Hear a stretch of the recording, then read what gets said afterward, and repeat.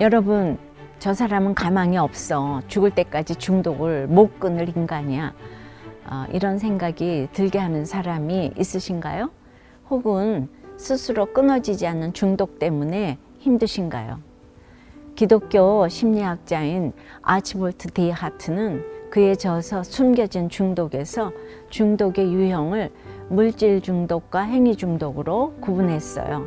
그런데 약물, 알코올 같은 물질 중독보다 게임, 쇼핑, 성행위, 도박 같은 행위 중독이 훨씬 강한 힘을 발휘한다고 해요.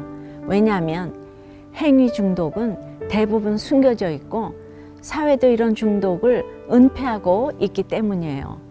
그러나 중독을 감추고 은폐할수록 그 중독이 나를 더 깊은 수렁으로 끌어가고 말 거예요. 성경을 근거로 중독을 세 가지로 분류할 수 있어요.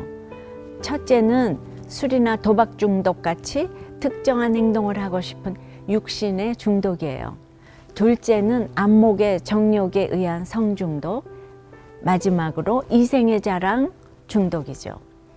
그런데 학벌과 외모, 집안을 내세우고 싶은 이 중독이 가장 무섭고 강력한 중독이라는 거예요.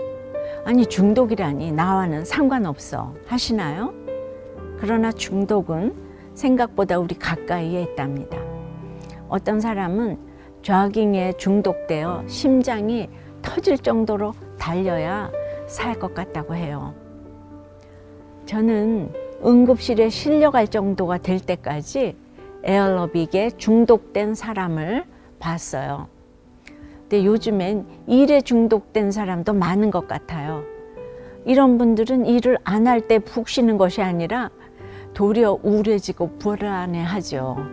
이런 모든 중독은 신체를 자극하는데 그때 몸에서 아드레날린이 분비되고 기분이 좋아지는 느낌이 들게 한다고 해요. 바로 이 아드레날린에 중독되는 것이에요. 쇼핑하는 것 자체를 중독이라고 할 수는 없죠.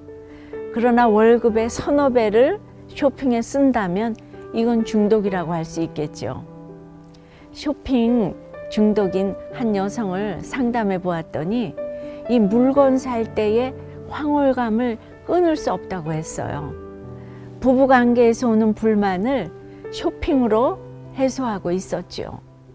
이렇게 중독은 우리의 진실한 감정을 속이고 현실을 인식하지 못하게 합니다. 거짓된 황홀감과 안정감을 추구하는 열병이 우리를 무서운 중독에 빠뜨리고 있는 거예요. 날마다 쾌락에 열을 내고 쇼핑에 열을 내고 가장 무서운 학벌, 외모, 집안에 열을 내며 모두가 병든 삶을 사는 것이죠. 이 열병을 누가 고칠 수 있을까요? 인간에게는 어떤 중독도 끊을 힘이 없습니다. 내 힘으로는 나도 가족도 고칠 수가 없어요. 예수님이 보시고 만져주시는 것밖에는 길이 없지요.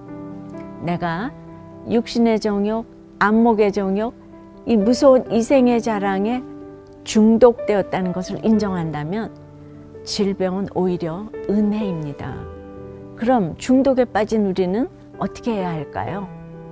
유명한 알코올 중독 치료 프로그램인 AA의 첫 단계는 나는 알코올 중독자입니다 라고 인정하는 것이라고 해요.